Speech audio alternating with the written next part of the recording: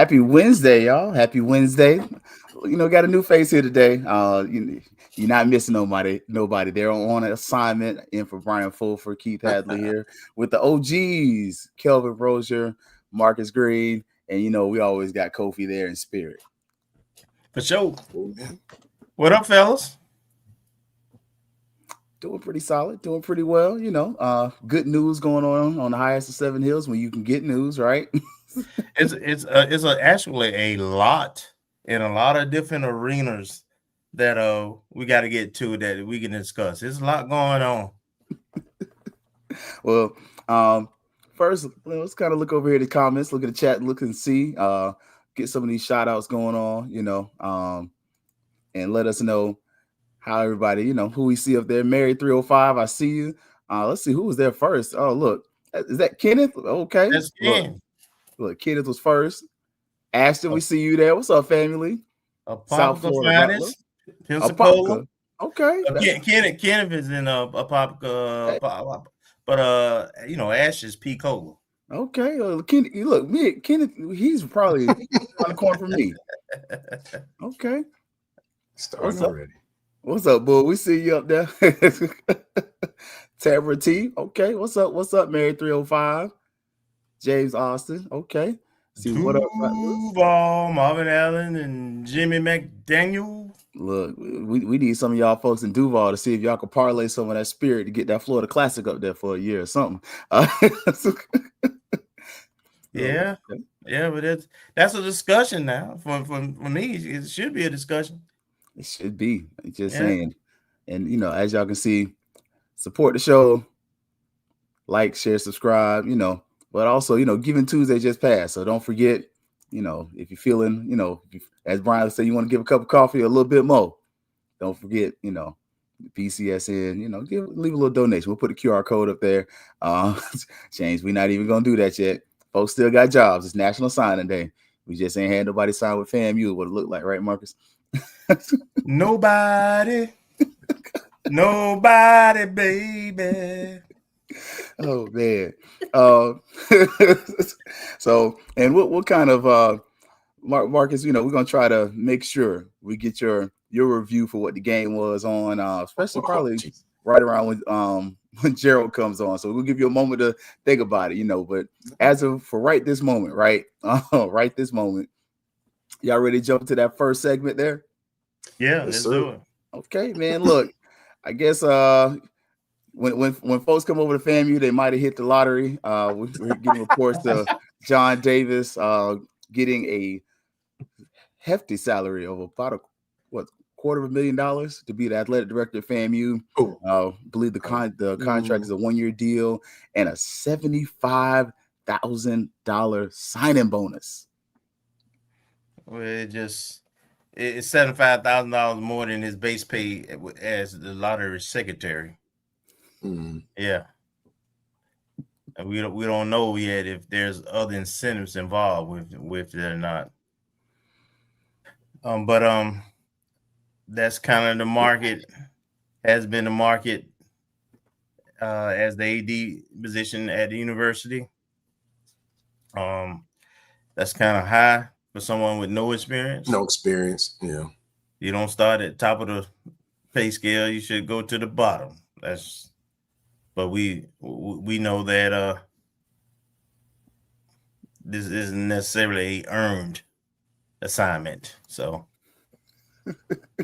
I think also though, and kind of with your experience there, Kelvin, like you kind of mentioned, like you've worked at FAMU as well, but coming in with that high of a salary, that definitely has some questions there. Just for me, the fan, but also me, the alumni, is kind of, how does it get pushed up that high, especially with the salary? But then, what are some of the incentives that could potentially put him into that area to where he might be even making more than that? Before I answer that question, let me I need to give a couple of more shout outs. Oh. What's up, Mr. Body? And what's up, nephew? Mr. Calhoun. Mr. Calhoun.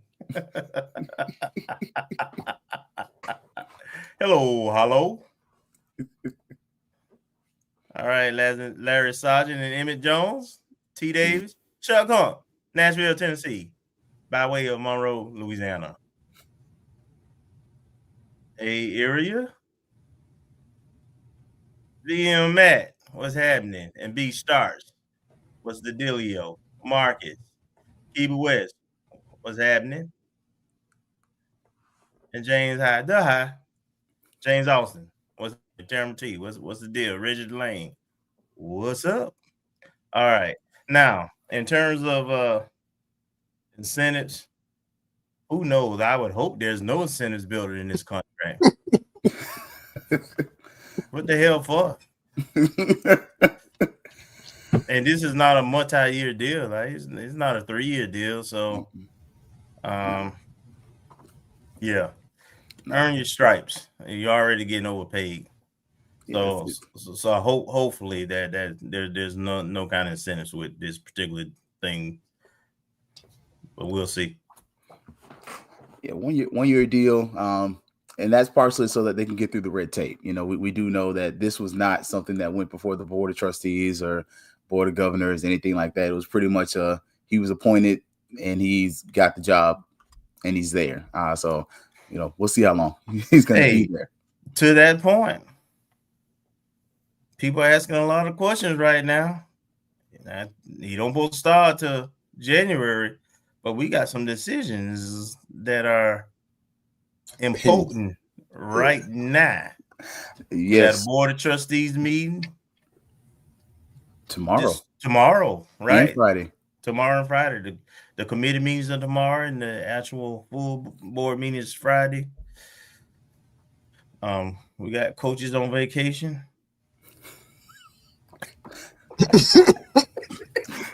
I'm just saying. Coach has been MIA for a whole week almost. Post game Saturday. You know, Kelvin, when he gets that look, I'm gonna take my glasses off so I can do it. When he gets that look like something's up. But I mean, back to that point of the board of governors thing, though, especially when you're starting to consider, you know, this Florida Doge thing is real. And one of the things they are looking at is, you know, waste, fraud, and abuse. And they don't care. They haven't cared, even though you would think they would be more aligned a certain direction. Y'all saw how they called out New College. And I would be very surprised if FAMU doesn't end up on that list somewhere within the next 2 to 3 months if they do a Doge audit of FAMU. I'm just leaving that there. Well, I think this is the year that the session starts early. I think it starts in January because it alternates every year. And this is also election year, so I would think it's probably going to be very measured. It won't be as chaotic as it has been over the last 3 because there are consequences, potential consequences. Very much, especially, you know, some metrics aren't met. At least that's what they said. That's what they said. Yeah, we shall see. Marcus, what you think about the AD and the salary and everything? Well, we talked about it a couple of weeks ago. And just having someone come in who hasn't even been in a chair in the athletics department, much less the big chair. You know, I don't know. It's just like more or less seems like a money grab. And so now you have 2 inexperienced people. You know, from an athletic standpoint, you have the president and the AD. And the president, I think, is ultimately accountable for athletics, according to the NCAA. Absolutely. And we have an inexperienced AD who's coming from the Florida lottery. And I can't speak on his business experience. I know he was, I think, head of the Orlando Chamber of Commerce or Tampa Chamber of Commerce. And he was, while in the lottery, he dealt a lot with the Florida Sports Commission. I believe that's the right name. Whoever puts on the major events in the Florida, and probably had a working relationship with VP Suggs at that time. So they probably know each other from that. But other than that, what familiarity does he have with any of the NCAA rules and how it's managed? What does he know in depth about the problems that we've seen at FAMU as it relates to athletics. Especially, one of the things that, going on almost like a 20-year crusade wading through APR and compliance. And so how is he going to help address that? Does he have any experience in that? Were there any things that lapsed, from our previous AD, from AD Sykes, where for I guess a 1 or 2 year period, we seem like we're doing pretty well with compliance? Were those sustainable? And if not, why not? And what is he going to do to get it back? And that's specifically for football, because it seemed like every other sport's handling their business. Yeah, and to your point, I would tell you, any kind of NCAA communications that goes to a university goes to two people, and it's the two people you just mentioned.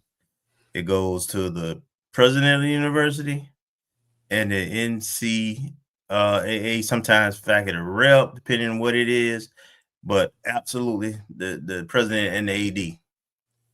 And so Ms. Suggs' role is paramount, given that situation. Yeah. And that's the other question I was asking, is he basically just collecting a check and riding off her coattails because she has experience?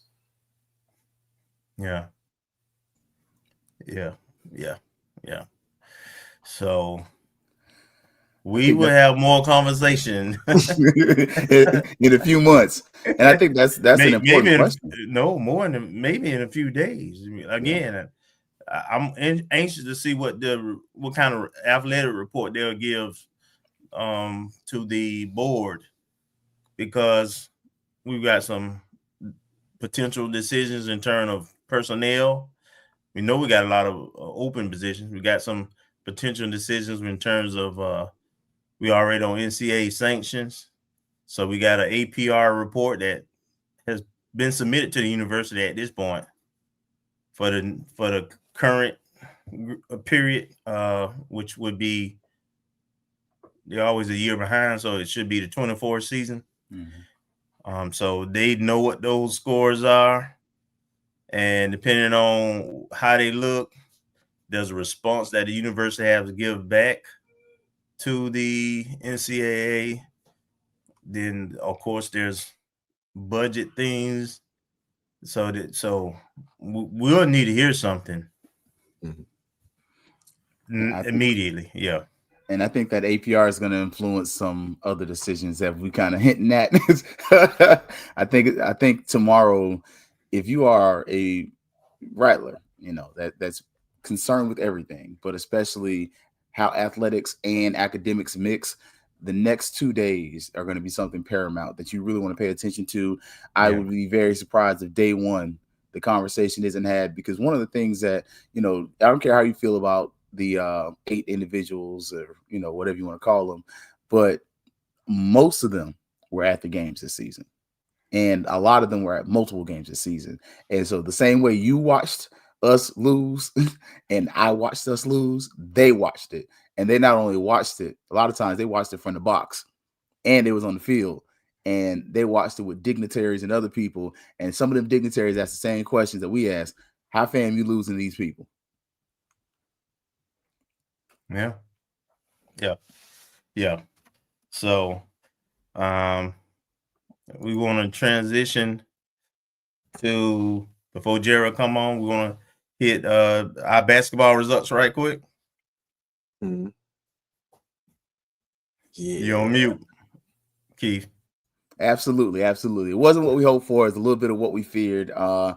Okay, I called this on Monday, but we were winning for most of these games. I mean, so it's not something where they just weren't playing well at all, but they just couldn't pull out the win. The ladies do lose this one 70-63. I don't like how they did that background color. I'm trying to see if there's like a better way, but nah, we need to work on that graphics team on that. I was at that game along with Ms. Gail and my normal crew, and you're correct. We went into the half. We led, I think, all the way to the third quarter, and then by the end of the third quarter, we had lost our lead. I think we was down at 3 at the end of the third quarter. And I'm encouraged in some ways because I didn't realize that JU was 5-1. That included a victory over Georgia Tech. I was shocked when I was sitting there looking at that because they're not a very big team unless we just look good for a change. They didn't look like a very good team, to be honest. Or even though they pulled this game out. So it's encouraging because I was able to sit and stay all the way through, and we were in it pretty much.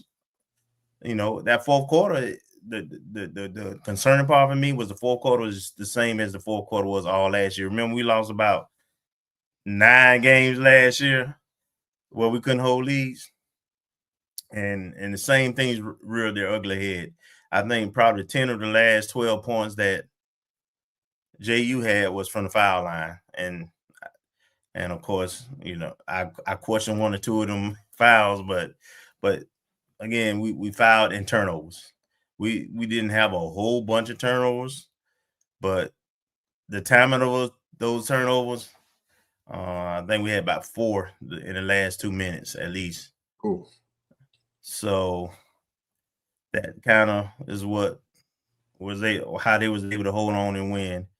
But it was encouraging that at least through 3 quarters, we shot the ball better. I really like Pure 4.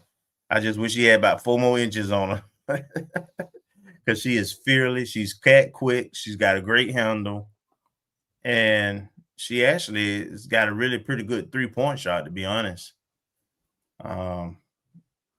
She plays real fast. Of course, they're gonna try to post up in the half court. But one thing I think this team can do well potentially, and I hope that we start to see this. I know last year Coach Presser sprung it on them. They waited to conference play, but I wish we got this personnel to do it. I wish we'd just go ahead and do it because I think it'll be a difference maker. Since this team struggles in half court like most other teams have. Coach Pressure, I wish we would show more pressure. I wish we'd do a lot more pressing and traps and get some easy transition basket. We have bigs that can run the floor now. We're a pretty long team, but we don't have 3-point shooters. And to be honest, regardless of what people say, we really have 1 point guard. We have a couple of girls who can dribble for a minute, but they're not point guards. They can't make the plays. They can't create for others. They turn the ball over at a high rate when they're pressured.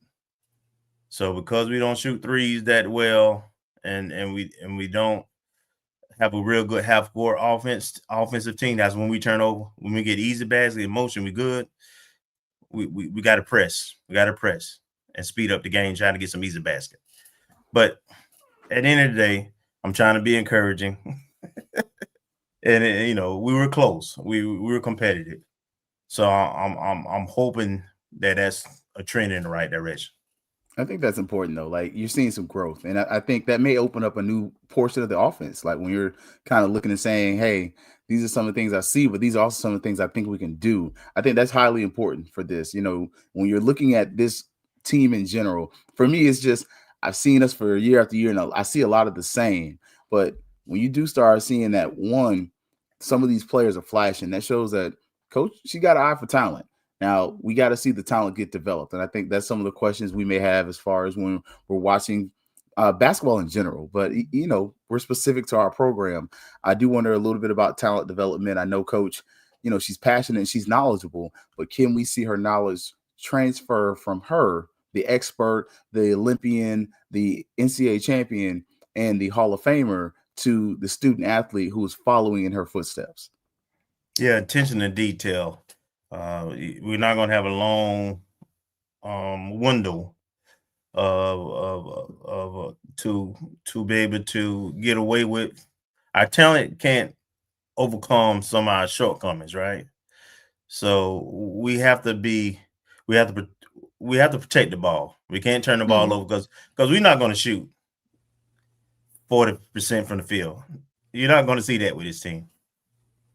So understanding who you are and what your strengths and weaknesses are, I think, like, as you pointed to, is going to be important. Yeah, and it almost sounds more like, short people basketball. And I hate to say that, but I know for me in general, I'm under 6 feet, so I crash the board a lot, and I was quick, and so I crash the board, get the ball, throw it back out there. We're gonna have to be able to recover possessions. We just have to be more tenacious than the other team. Yes, and we got Gerald in the background, but let's get to the men's game first. 85-82 overtime. It was another one that was close. I still cannot stand those jerseys, but it is what it is.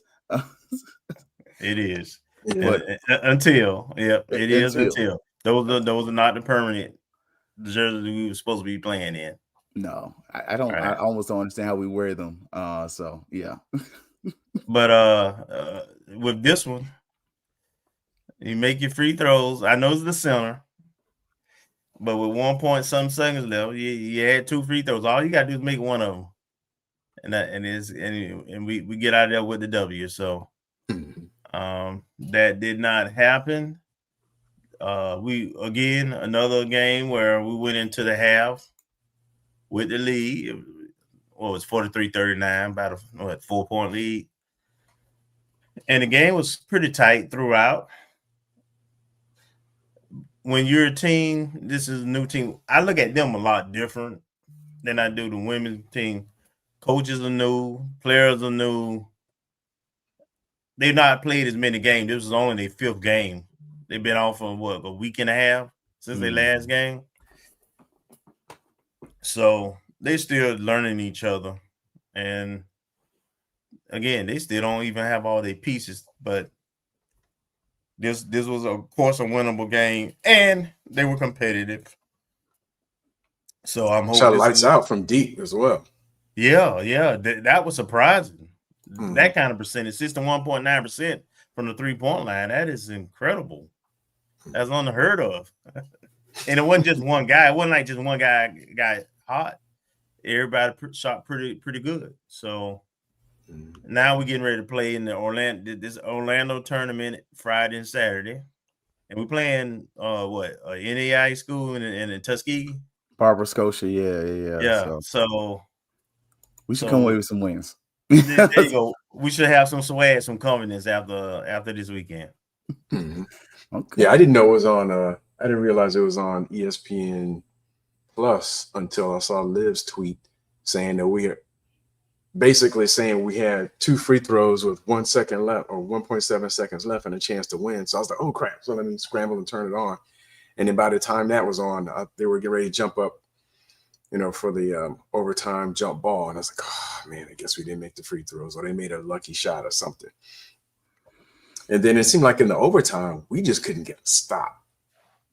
I mean, I don't know who it was. They kept calling a freshman guy, but he was like all over the place, either bucking jump shots or on a pick and roll and just getting to the rim. And I was like, dang. And even still, we had a chance to tie, and I think I can't remember which player it was. Had a corner 3 lined up when it was 85-82, and it was just short. It hit the front rim or hit the side rim, and then they got the rebound and just ran the clock out.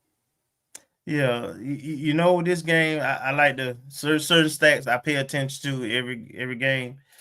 We shot 61.9 with 62% from 3-point range, and we shot 58.9 from the field, almost 60%. I mean, to shoot that well, you think, well, how do you lose?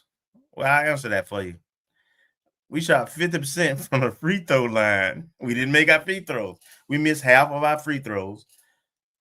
We also got out rebounded by six, which I don't think was a big issue. But the next 2 things, the next one especially is we doubled them in turnovers. We turned the ball over 17 times. We only created 9 turnovers. So that's how you lose a close game in overtime on the road, when you don't make your free throws and you turn the ball over double. Craziness, man. So Tough FAMU loss there. But let's take a quick commercial break. Give a little time on the other side of the commercial break. We got special guest 3-Pete G, first of the first. Gerald Thomas III is going to come in, and we're going to try to get a little bit of his feedback from the Mississippi Valley State game. Him and Marcus, you got Kelvin and I for the Monday review show, but we got Gerald on here and also kind of talk about the article he just wrote. Is he playing devil's advocate or not? We're going to see, man, on the other side of this commercial break. It's the ONG Strike Zone. You're looking for the latest information on Southern University sports, the Southwestern Athletic Conference, and HBCU athletics. There's only one place to go. Tune in to the Carlos Brown Show, exclusively on the Black College Sports Network. Planning an event? From weddings to corporate functions, CMJ Events LLC brings over 15 years of experience to make your vision a reality.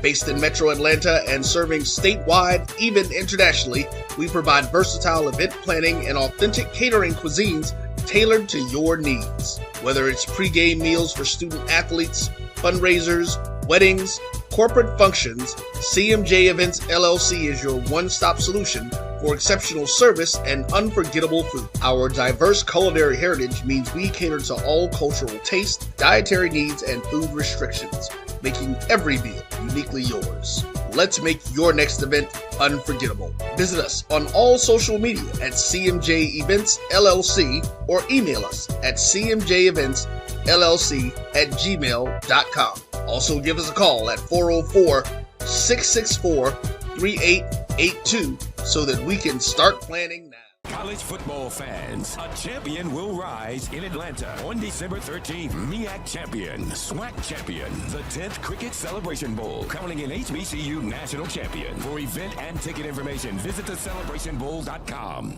Since 2002, Empowerment Resources, Inc., a nonprofit organization, has empowered more than 1,500 youth and adults in Duval and surrounding counties. Through its programs, Journey into Womanhood, Girls Mentoring, Life Skills for Teens, and parenting education coaching. To get involved with programs, volunteer, or donate, visit www.empowermentresourcesinc.org. Follow us on social media, facebook.com/empowerment.resources and instagram.com/empowermentJAX. For over 30 years, HBCU Image has been more than just an apparel store. We've been a movement, a statement, a legacy. We celebrate the pride, the purpose, and the culture that make historically black colleges and universities legendary. HBCU Image, a Kenny T's company. ESPN Events presents Red Lobster Band of the Year. Returning to Atlanta on December 12th, 4 bands will qualify for the big stage, where 2 national champions will be crowned. Follow us for rankings updates throughout the season, and join us on December 12th. For event and ticket information, visit bandoftheyear.com.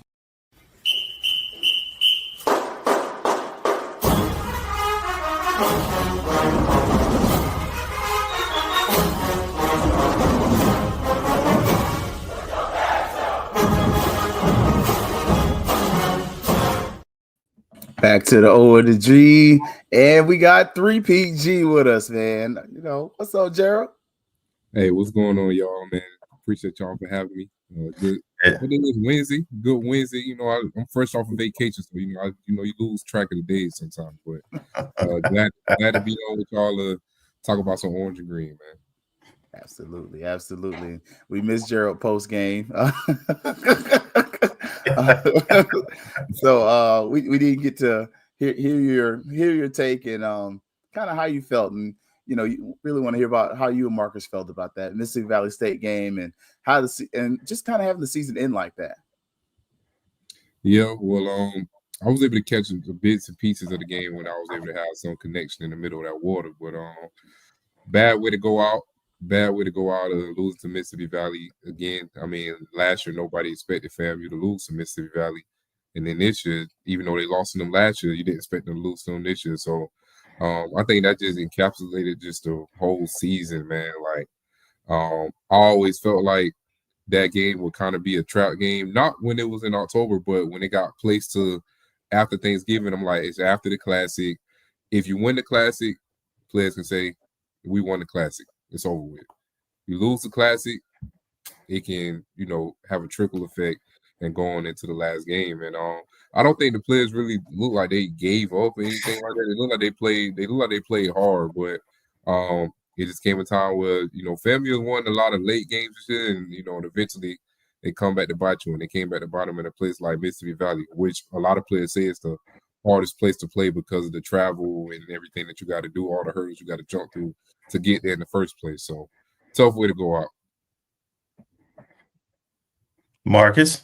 Yeah, I feel the same way. And, we talked about it last week that could you have a little hangover from the last second loss to Bethune in the Florida Classic, in addition to the extreme travel. We have to fly into Jackson and either stay there and bus in overnight, and just the environment, the end of the season, you're trying to get things over with. And I mean, you would hope that, unlike how we perceived last year, that may have been a little bit of overconfidence or maybe a disregard of Valley, that I hope that wasn't the case this time, just because of the upset last year. And Valley came out. I mean, they came out to play. I mean, there was, I don't know, like 200. I don't know how many the official time, but I saw like 200 people in there. And the stands were empty, so you had no motivation. At least I saw some fan people there. They did show them on the camera. So I mean, they played hard, but it just seemed like Gerald said, like everything during the season that impacted our ability to win happened in the game. We had with the third string, fourth string quarterback coming out looking like a Heisman candidate. And they seemed to pick on one side of the field and throwing the ball. It was back and forth, and I was worried about a shootout because all it takes is one bad series or one series where we have to punt or a turnover, and then things flip. And that's exactly what happened. And we did have the most turnovers, most interceptions by one quarterback. Oh, no, I think he tied. I think Jet had 3 versus Alabama State or one. But, RJ had 3 interceptions, and I didn't look and see, but I don't know if all of them led to scoring drives too. So they were costly. Well, 2 of them led to scoring drives, and one was the game in there. The game, yeah. They're getting the victory formation. So they were real costly. And if I remember correctly, the same player who's from the Tallahassee area, I think it's from Gadsden, got all 3 interceptions. And there was a strong FAMU tie on the Valley side from former players. I think Khalil Hunter played for them. Isaiah Pedak, he and that other defensive end that jumped in the portal today were tearing us up. Isaiah Pedak was an offer we made for class of 2023. Yeah. And I think there's at least one other. He was actually committed to FAMU. That's what I thought, and I was looking for that. So he had, committed to FAM. You had Khalil Hunter. You had the young man from Gadsden County. You had Marco Dubeck, the kicker. He was on the team up until I think the spring of the summer. So he was part of that exodus in the summer.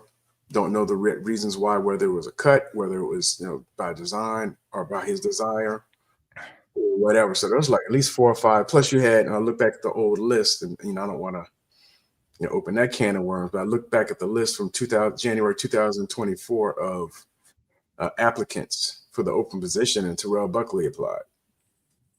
So you had a whole lot, and there's at least one player I think who went out there, Kamari Scurry from.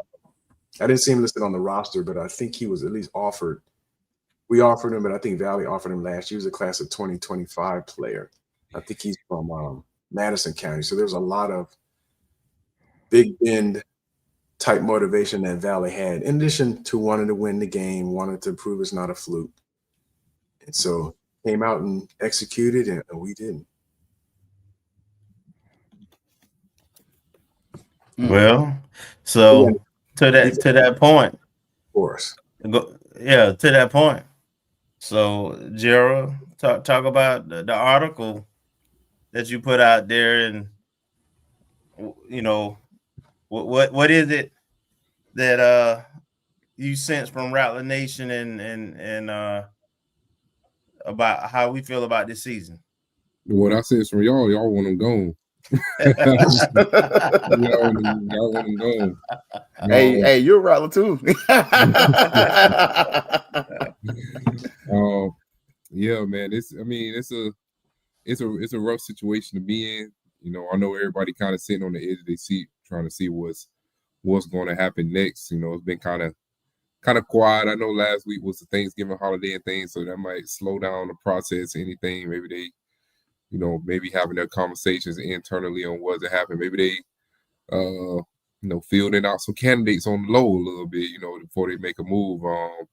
So I think everybody just waiting to see what's gonna happen. I mean, honestly, me personally, and this is not with any intel or anything, I feel like if nothing happens this week, I kind of start holding my breath for it. I'm like, we done got the Wednesday now, so but maybe something come out tomorrow. I know it's a board of trustees meeting on Friday, so maybe something come out of that. But I don't know, man. I was trying to kind of look at it in both ways. I mean, he had to flip a roster from Coach Simmons' era fresh off a championship, but also you got to take some accountability too, because you changed up your whole coaching style, your coordinators. You had all new coordinators and regressed. So, and it was like a bad regression too. So, I don't know what's gonna happen. I'm waiting to see what's gonna happen with everybody else. But regardless of what happened, I'm gonna be prepared either way. Cheers. I got 2 articles written. Marcus, what's your thought on the season and Coach Cozy specifically situation? Well, I mean, I did have my perspective on it, and like Gerald alluded to, there were a lot of things. And I think I mentioned to you guys last week. I think we may have been slightly delusional, thinking that it was a reload, considering how many players we lost, the graduation, and jumped in the portal once Coach Simmons left. Because I had that pulled up. We were like 26 players that left, not including graduates. And so that was a total refresh, not a refresh. That was like a total rebuild for the team. And you lost 2 of your best defensive players in General Hunt and Anthony Dunn. And you lost the leadership due to graduation of your quarterbacks on both sides of the ball. And other things, administrative type things. But that said, also, we didn't have a good showing against the top teams in HBCU football this year. So that's a year removed from all the turmoil. So we didn't have good showings. We lost the Valley, again, and things were just too close. And like you're saying, the defense regressed. And I haven't compared numbers to numbers because I was waiting till the season end to look at the NCAA numbers, and I do my annual comparison of whether we went up or down to the previous year. But just from the eyeball test, our defense went down. I mean, really. I mean, this isn't compared to the championship defense, which is a hard measure, but it went down compared to what we had last year. I mean, we just weren't giving up 30 a week, especially to the lower, the teams that appear to be on the same level that we are this year. We were not giving up 30 plus points to them. And this year it was almost automatic. And that's why I was worried when we were up 34, what were we up, say 31-27? Because we were up 24-14, if I remember correctly, against Valley. And I was like, you can't let them score. You got to stop them. And we did not. And then they just kept going. And it was emblematic of what we've seen on the defensive side, where we just couldn't get stops consistently when we needed to. Yeah, my take is my comfort level would typically be everybody gets 3 years. Typically, that would be my position, right? When you lose the Valley twice, and you lose how you lost the Florida Classic, that's just hard for me to get over that. And then when I project next year, where we got to go to Jackson, we got to go to Montgomery, we got to go to South Carolina State, Orangeburg. We got to – okay. Yeah, we play UM, the University of Miami. Mm-hmm. I have nothing positive to look forward to based on what I saw the last 2 seasons. Yes, and on top of that, like you said, and Gerald pointed out, you're getting killed by good teams. Like both teams in the SWAC championship defeated you, And the last time you played Jackson State, they beat the fool out of you. The last time you played Prairie View, they beat you in an upset in a game that you could have easily won. So you got mud stomped by Alabama State. Should have lost to Albany State. Got curb stomped by North Carolina Central, and you don't see anything getting better. Like you said, the defense is regressing. That's an issue, and I'm with you. I'm normally on 3 years. 3 years is a standard, and I was there. 6-6, I was like, okay, I can stomach it. 5-7, and I lost to Valley 2 years in a row. I mean, we didn't beat anybody in the East outside of Alabama A&M. We in the East. And that game felt like a loss. Absolutely. We barely won that one. It did. I think that's the other part too. Like a lot of wins felt like losses this year. Yeah. I mean, well, not a lot because there wasn't a lot of winning, but the few wins felt like losses. Really brought on. I was about to say, I can't think of a win that we walked out of brag or walked out or turned the TV off and was like, man, that felt good to win. It was like, I'm glad we won, but every win felt like you survived. It wasn't like, oh yeah, we won that game. Like, no, you survived. I think just looking back at it right now, you beat Albany State by what's that, 8 points? 8 points. Then you go down to Alcorn State, what's that, 5 points? Like, Southern is your biggest win. Oh no, that's what, 8 points again? Like, there was nobody that you beat. Like, you won, but you ain't beat nobody. Mm-hmm. Can't pull out no belt on nobody at all. But then you turn around when somebody serious plays you, man, there was no belt. They just went and said, get a switch. Like, that was the worst of it. I was sick of a football season of being told to get a switch. In your house. That part. 3 of them was in your house. So, yeah, it's just kind of tough for me, to be honest. That's what we do on ONG here. We talk about what we see. We give our honest opinion on what we see. It's tough for me to have to see this again in year 3. It's just, I ain't got the appetite for it right now. They know what one of my sayings was in the press box this year. I'm tired of wasting my Saturdays, man. Look, man, I wasted a lot of Saturdays this fall. So, and on the other side of that article, right, when you're looking at where does FAMU go forward? If you keep Cozy, National Signing Day or early signing day so far has been a bust. Like, we could call that a bust. Like, you've had kids commit, but I ain't seen not nary one kid signed to FAMU today. And I know Marcus and I, we recruiting guys, and I was checking all day and I ain't seen nothing. But where do you go forward if you keep Cozy? And that's where we'll start there. Y'all want me to go? Yeah. Yeah. Man, I don't even know where to even start, honestly. Man, I feel like you got rid of everybody last year. So, like, do you even redo your whole staff again? It come a time where you got to look in the mirror, and I feel like, and this is me talking, I feel like somebody else should call the defense moving forward. Next year, somebody else should call the defense just because what's going on isn't working. Honestly, I felt like when you got them 3 consecutive 40 balls put on your head at Bragg, you can do a mid-season change. We're going to pass it off to him. Just like last year when they switched from Joseph Henry to Henry Burrs to call the plays. I feel like moving forward, you got to switch the the play calling. I mean, the recruiting, I feel like the recruiting isn't a problem because you had a top recruiting class in the FCS coming into the season. But I think, you got to better utilize those guys to get on the field. I do think you should bring in another quarterback to compete for the job next year. If Cozy stays and RJ stays, I think you should bring in another quarterback to compete. Who gonna come in though? If Cozy stay and RJ stay. I mean, based on what happened this year. Yeah, because like, are you gonna get a fair shot at the job? I get right. That freshman for Jacksonville might be it if he stays committed. Yeah, and I see he's still getting offers. So Yeah, he is.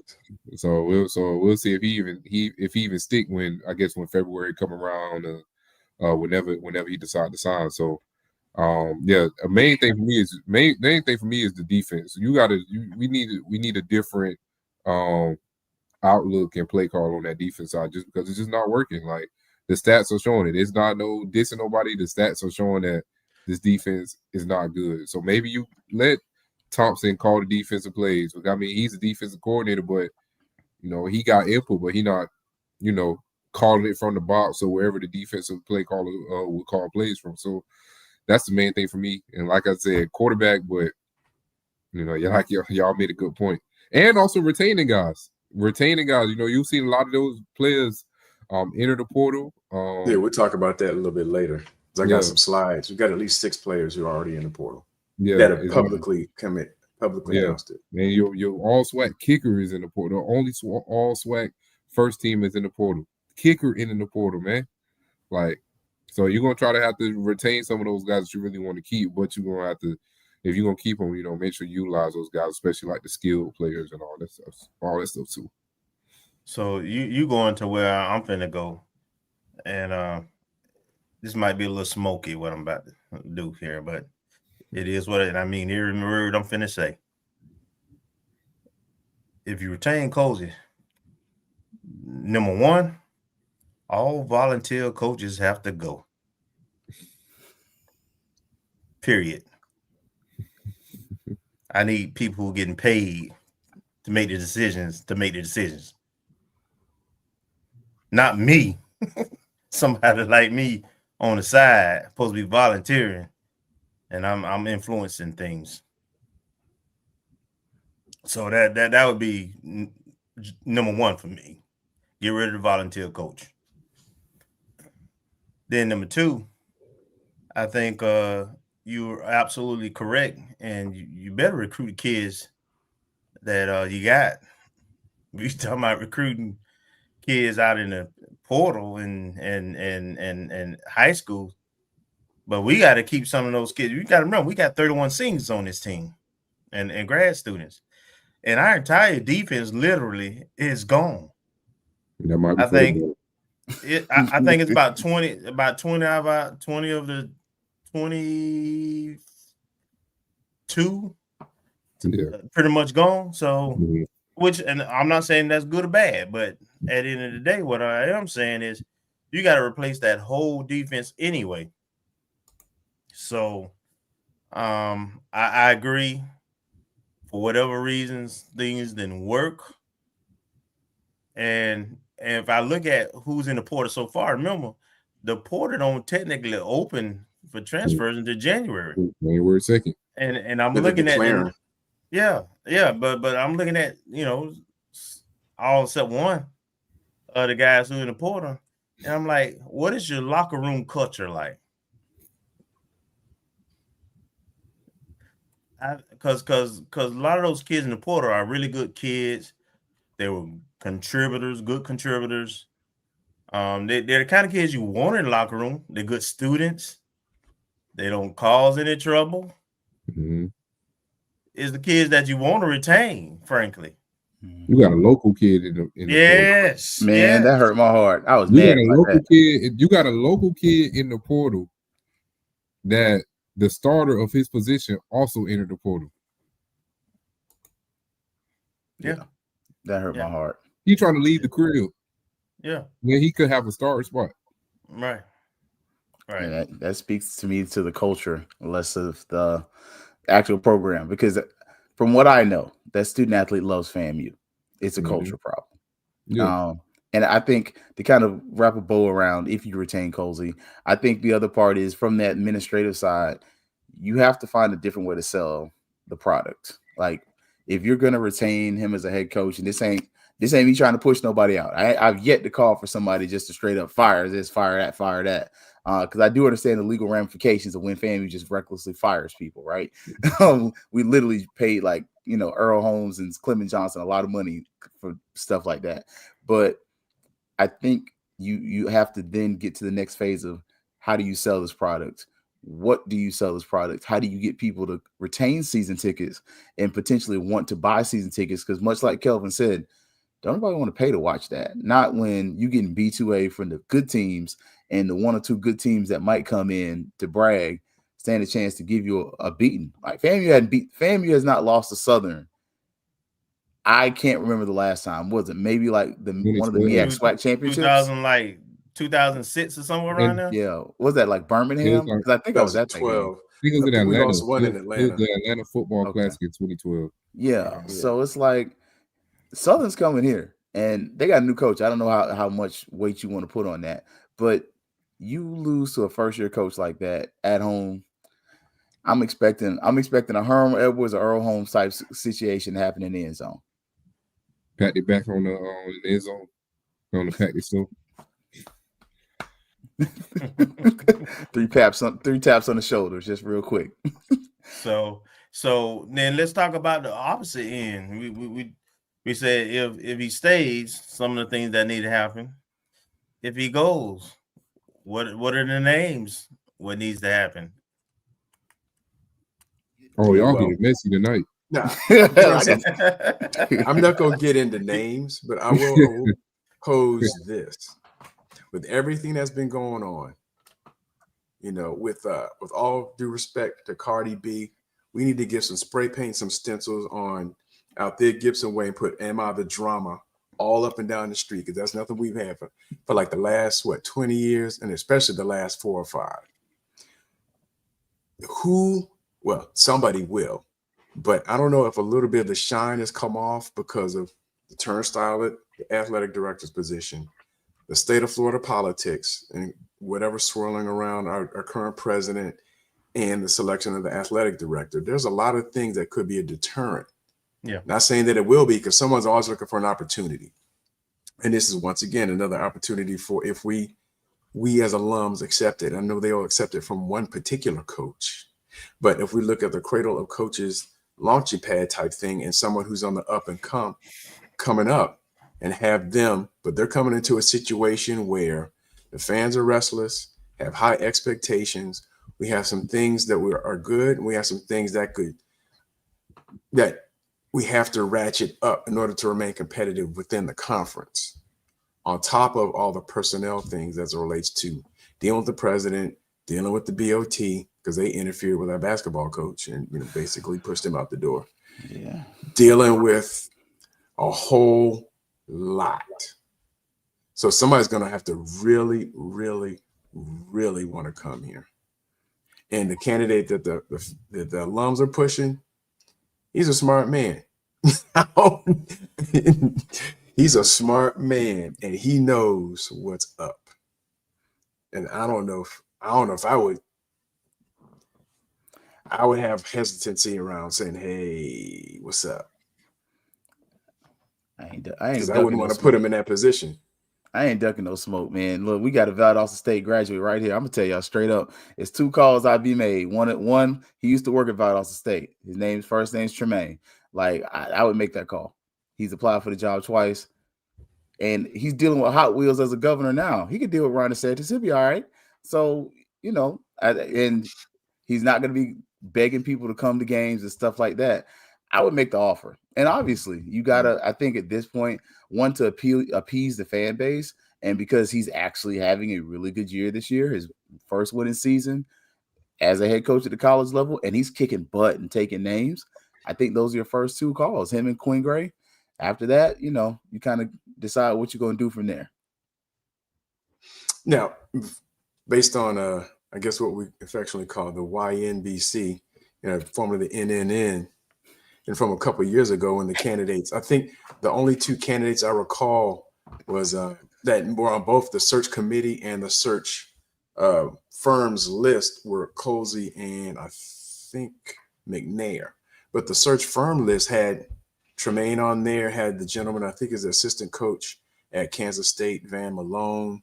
Had Tennessee State coach on there. Yeah. Was Smitty on there at 1.2? Who?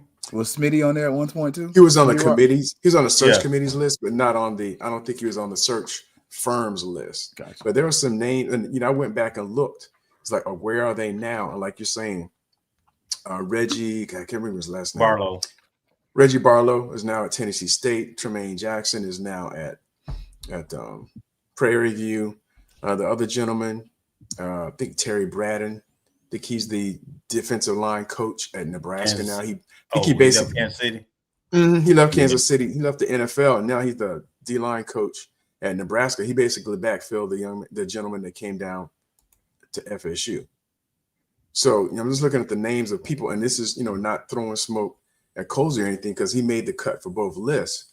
But in terms of all the folks that were recommended going forward, the search committee was heavy on internal candidates. So I believe it was Colsey, Smitty Rock, and Coach Billy Henry, Billy Roll, and Fred McNair.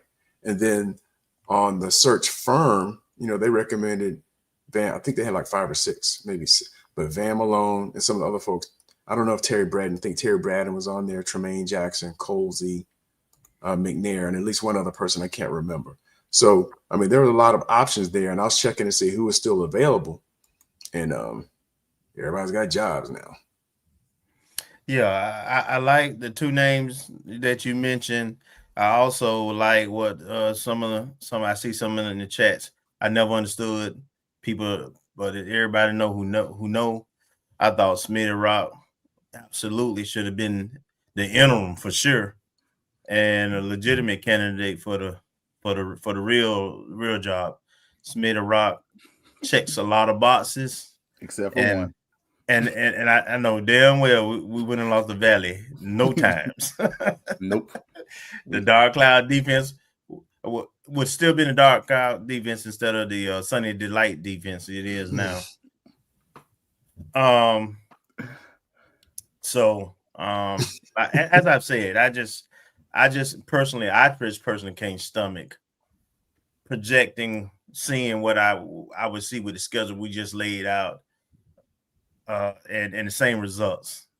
And I would tell you, it would definitely be. I would still give them season tickets. I'm not like a lot of people. I'm in it to win it. I'm going to support my team.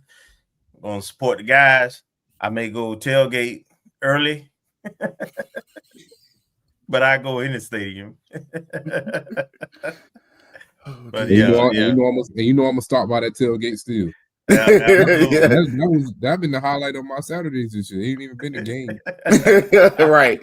And you don't have to worry about the mac and cheese being good either. Oh yeah, the mac. No, don't even get me started on that. They had some there a few weeks ago. We weren't talking about nothing. Don't even get me started. Man. Gerald, before we go to the break and let you get up out of here, man, we're gonna come back and we're gonna talk about this Florida Classic. But how do you feel about it? I don't know if you saw the news. I definitely want to hear your opinion of it before we all kind of bring it back from the break. But Florida Classic's gonna be over there on the east side of town. How do you feel about the Florida Classic moving over to UCF in comparison to maybe some other venues? Yeah, well, I'm not too familiar. I saw the news. I'm not too familiar with like the landscape of Orlando or anything like that. But I believe Camping World is about to get renovations or something. I guess you got to play it somewhere, right? I saw somebody throw out like the idea of Tampa, and I said it was just more doing Orlando than Tampa. I ain't gonna move my finger, but what about yeah? Like I said, I guess they got to play it somewhere. If they can't play it at Camp World, it'll be kind of different covering it, working it, at a different type of venue. But would that be something temporary? Would that be a 1-year thing or a multiple year thing while they do the renovations or what? Right now it's a 1-year deal. So okay, yeah. So yeah. It's just a year, keep it in the same city. That's what the Classic is. That's what the Classic has been over numerous years being played in Orlando. It just being a different type of setting at UCL. So maybe it might look nice in a different type of setting for that 1 year. That might be the Classic that how we will always remember this Classic. Everybody might remember that one Classic that was at UCF. For different reasons or anything like that. So. I'm ready to see what's going to happen with it though. That's what's up. Yeah, they got to vote. They board got to vote for it. I don't know why they wouldn't, because there's some financial incentives tied to it. you know, see, UCF is way out of the way. That is damn near Seminole County, right? No, it's almost the Daytona. I ain't gonna hold you. I can get to Seminole County in 15 minutes. UCF is almost 45 minutes away. Bryan is like 10 minutes from UCF. Right. I saw somebody throw out Jacksonville too. I would prefer it. Well, I would definitely rather play in a pro stadium. Jacksonville is definitely the midway, but especially we talking about a one season thing. Yeah. It's definitely a midway point between both Daytona and Tallahassee. I wouldn't have an issue, frankly, with Tampa. It's about the money for me. We gonna play who we gonna play. We got to win no matter where we play it. Yep. So who Then comes up with Orlando this this year, I need a change of scenery. But yeah, I'm interested to see how that decision is made.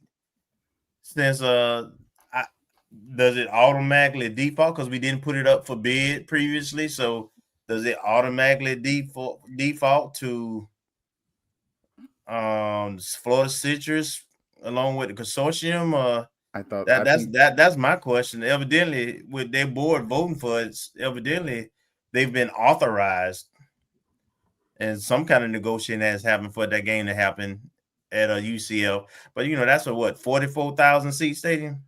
44,000 seats. And I'll go ahead. We'll go ahead and do it on this side of the break. But yeah. I think the benefit of UCF, especially for the FAMU fan, is seeing what Kelvin's been trying to get y'all mofos to do forever.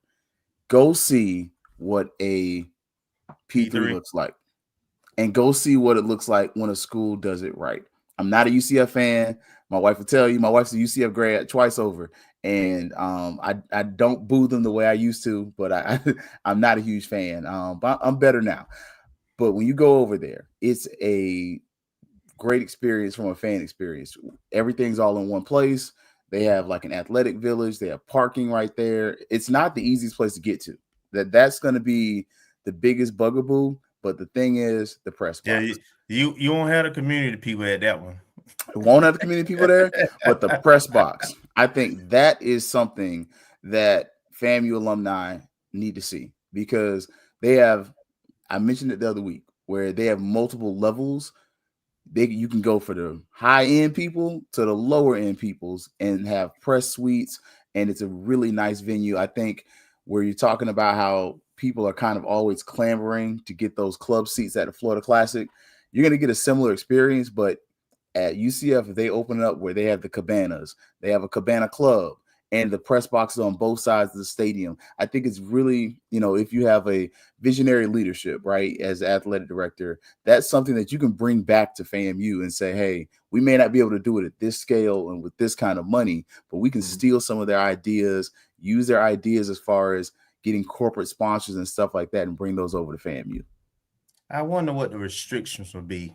So, as someone who's been all over UCF campus from a facility standpoint, I wonder how, their stadium is kind of like on the end of campus. And they have like a college town little setup near the basketball arena and what's that, the baseball field, I think it is. And I wonder, would they be okay with traffic, diverse traffic coming through that area? So to me, that's it's a nightmare. Yeah, traffic there is a nightmare at UCF. Yeah. I will say that. Like, for those people who really hate getting in and out of Bragg, UCF is not the easiest place to get out of, and it's not the easiest stadium to get to walking wise. I've gone to a few games over there. Your seasoned Rattlers, you're going to want to have something set up, especially with the alumni base, the boosters, whoever, that really caters to that audience of people who are maybe a little older, who can't navigate across UCF's campus, because that's a big old campus. UCF's a whole nother city. Like, we don't go over there unless you got business over there, because it's literally its own city, and you just take the 408 till it runs out. Like, the 408 runs out at UCF.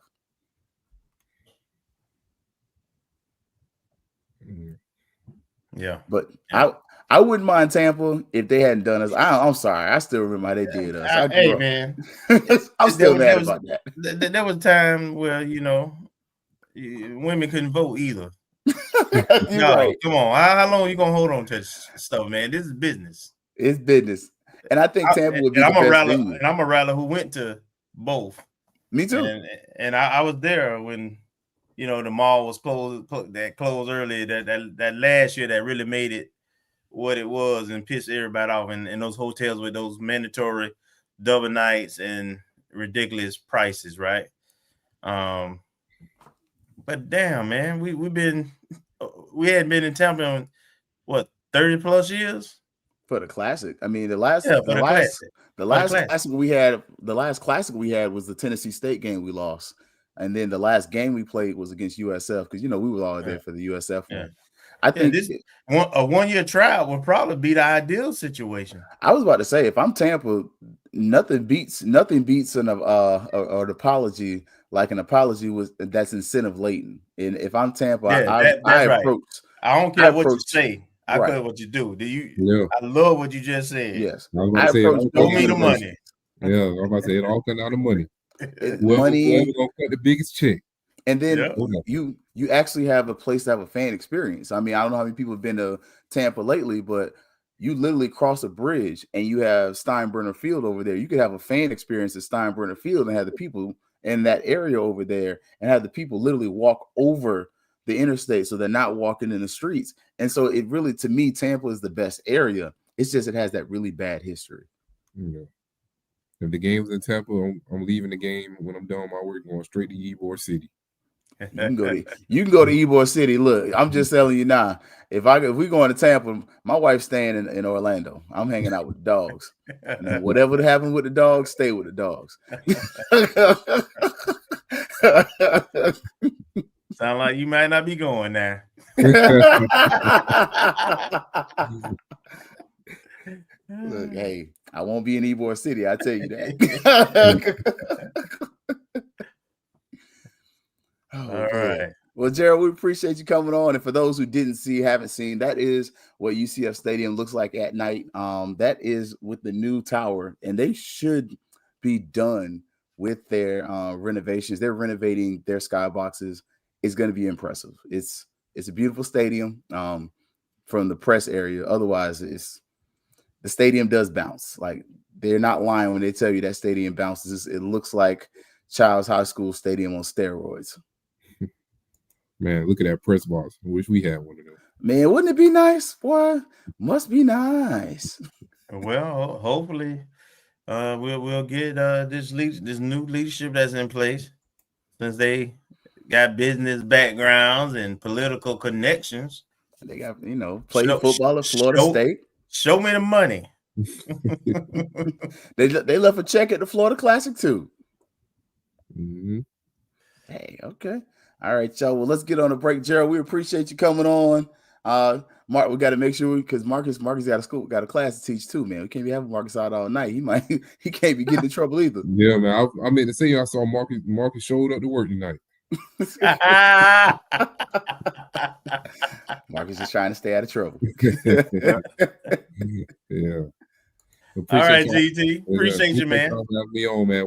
We'll see what go down this week. Well, let me ask a question. What you got coming up, and tease us a little bit about any future articles that's coming up. Well, it's hard to plan because you don't know what's gonna happen. You know what I'm saying? Like, I mean, today was the big one, but it's hard to plan anything else because you're trying to wait to see what's gonna come of it, because you can have a whole plan and then next thing you know something changed and now it's like, oh, now I don't got to worry about that again. I need to focus on this. So honestly, I don't even know what's next, man, because we all just waiting to see what they got to come. Fam, you got to come out and say something. Right, they do. Even if you keep them, come out and say something. Yep. Come out and say something. You got to, just because now you leaving people wondering. So I'm on the lookout just like everybody else, man. And honestly, man, I'm getting tired of waiting too. So I mean, him and Norvell can take a picture together. We ain't going nowhere. Exactly. You see Florida State kept pulling out press releases about they keeping their coach. Yeah. Fam can do the same thing. Pray for Norvell. Yeah. God helps those who help themselves. Y'all crazy. All right, Gerald. All right, take it easy, G. Oh man, UCF's got 7 home games next year. I was just looking at their schedule, so we have to work around that. Well, I mean, they look for that kind of payday. They're gonna make it happen. UCF bought some money. I'll tell you about that. Because you remember after the last time we played them, I believe that next year they actually wanted FAMU to come back, but it was COVID. That was one of their most well-attended games that season, and we didn't bring the 100. Like that was just pure FAMU fans, and they were very impressed by our attendance because FAMU fans show up. Yeah, typically. Normally, yeah. Oh goodness. All right, y'all. Let's get a quick break in. And back for the commercial break. We're gonna come back more of the O and the G Strike Zone. This is the Dean of the College of HBCU Sports, Kenyatta Cavill of Dr. Cavill's Inside the HBCU Sports Lab with Mike Washington and Charles Bishop. Come mix it up in the lab where the course lecture is in session every Tuesday from 6 o'clock p.m. Central Standard Time on Facebook Live, YouTube Spreaker, or the BCSN app, as we discuss all things about the HBCU sports culture, including exploring the week that was in the sporting HBCU diaspora, as well as the upcoming week of HBCU sports. With me, the Dean, the College of HBCU Sports, on Dr. Cavill's Inside the HBCU Sports Lab with Mike Washington and Charles Bishop. Course lecture dismissed.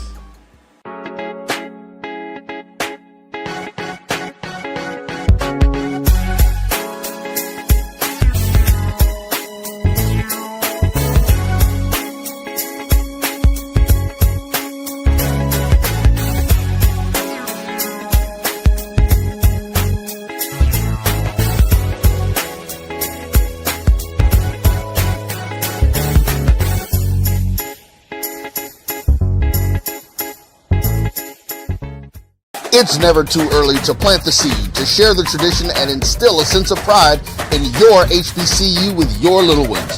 HBCU Pride and Joy Children's Boutique helps you share your school spirit with a wide selection of adorable kids apparel and accessories officially licensed from your favorite HBCU. Visit hbcupridejoy.com and follow us on all social media at HBCU Pride Joy on Facebook and Twitter. For over 30 years, HBCU Image has been more than just an apparel store. We've been a movement, a statement, a legacy. We celebrate the pride, the purpose, and the culture that make historically black colleges and universities legendary. Whether you're a student or a lifelong supporter, our gear lets you wear your HBCU story with confidence and style. Because when you wear HBCU Image, you're not just wearing clothes. You're wearing culture. You're wearing pride. You're wearing purpose. HBCU. College football fans, the Cricket Celebration Bowl is celebrating 10 years of crowning an HBCU national champion. A champion will rise at Mercedes-Benz Stadium on December 13th as the MEAC and SWAC champions clash in Atlanta. Join us for championship football, interactive fan experiences, and iconic marching bands. It's an HBCU family reunion that you don't want to miss. See who will be crowned the next HBCU national champion. For event and ticket information,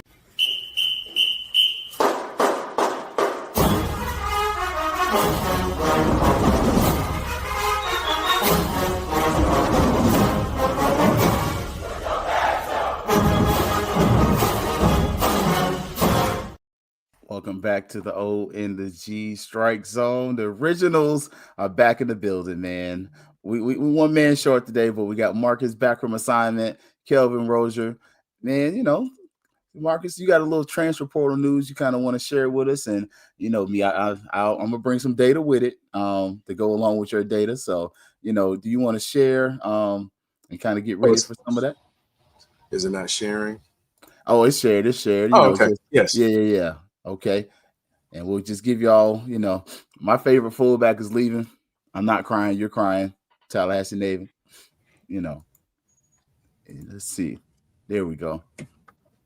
Yeah. I don't know if I put it on screen. If I put it on presentation mode, it might not, but there's only one slide so far. Let's see. Yeah, try presentation mode. It should probably show it the full screen.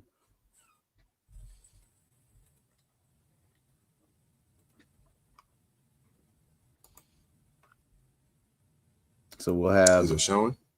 Not yet. Nope, not showing. Just kind of showing the main one there. But we'll just roll with that because it was showing on my screen and it wasn't sharing. Okay. We'll just go with this. So far, 6 players up through this evening that we've seen declare. And once again, that's all, based on, either seeing it or having Twitter or Instagram pop up with the information. So we have a defensive end, Antonio Kamen, declared on the 28th. And he's spent 2 years with us, came up with us from Pitt. Originally came out of high school at Tampa Bay Tech. So he declared on the 28th. Then after that, Andrew Ritter. And I believe he was with us 2 years last year and this year.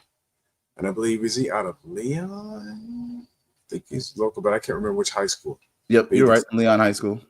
On December 1st, Amari Lee. He's been with us 2 years, and he's a transfer from either UCF or USF. Can't remember which one. He was with us 2 years. He went to You Can't Finish. Okay. So he declared in the portal on December 1st. One of our 1 year players, then we get a series of 1 year players who happen to venture with us. So Jack Carson Wentz, who was a long snapper, came from Michigan State. He declared on the 1st, and on the 2nd, we had Daniel Porto, our all-SWAC first-team kicker, declare for the portal. And just today, tight end Miles Campbell, who came to us from North Carolina Central and originally started out at University of Tennessee.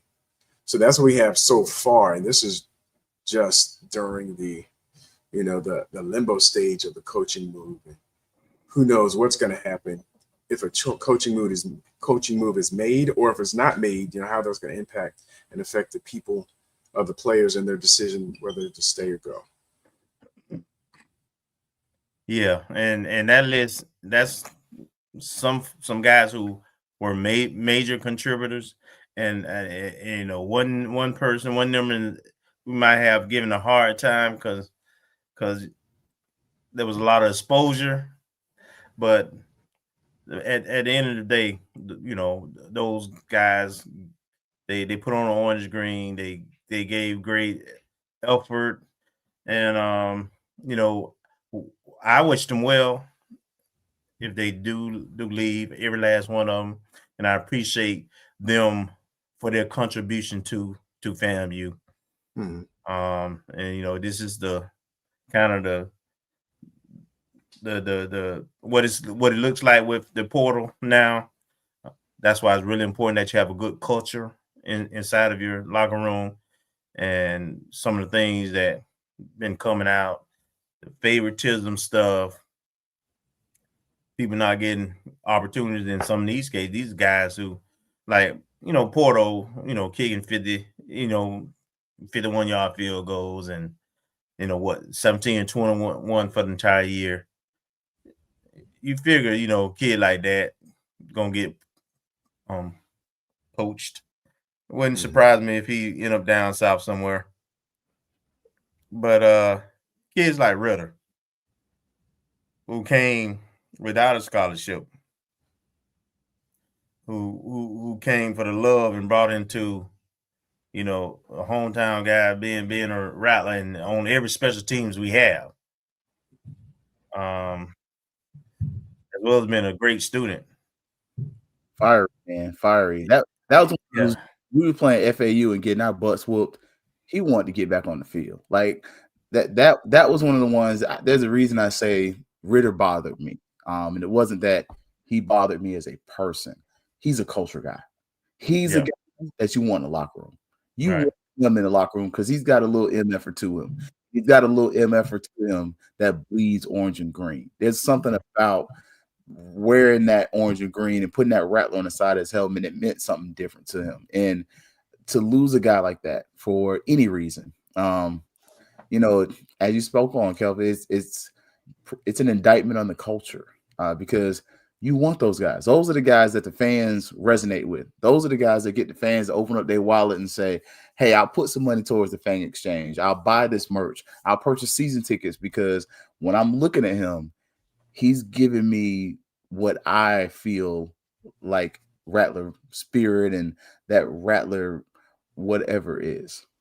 And also to your point, now I've not met him, but just based on your description and seeing his play on the field, he made some key catches for us early in the season for first downs. But he's the type of player to carry the culture during all the churn and turnover with the transfer portal, bringing in new players, because you're having, like Coach Cozy said, I think a couple of weeks ago in that 220 club, he was trying to do a mix of high school, JUCO, and portal.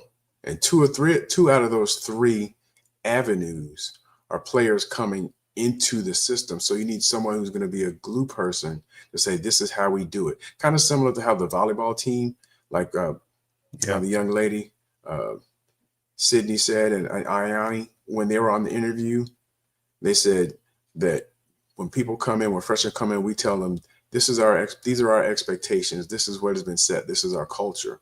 And if you lose a player like that on the football side with all the churn, just from a player standpoint, and now if it comes to fruition that we have a coaching change, who's left to keep the culture? Yeah, Bishop kind of made that point too about his journey, coming in as a walk-on and then a coaching change and then getting his opportunity. But the whole time he's working and going to class and doing so much, even during the season outside of football. But when those transfers came in, he told you, they came in, they had to buy into what we were doing and what our culture was. So that kind of stuff is important. And I tell you, when you lose the locker room and you have culture issues in your locker room, you can't be sensitive. And this kind of stuff, things happen. People say things, and they don't stay in the locker room. So I know there's reasons. Each kid have their own reasons for moving on. But that I believe that is the biggest indictment for me about Cozy Stan. He has a culture and a locker room issue. And I see no evidence that he has the guts to make the kind of decisions he need and the kind of separation he needs to make in order to fix that. I don't think he can fix it.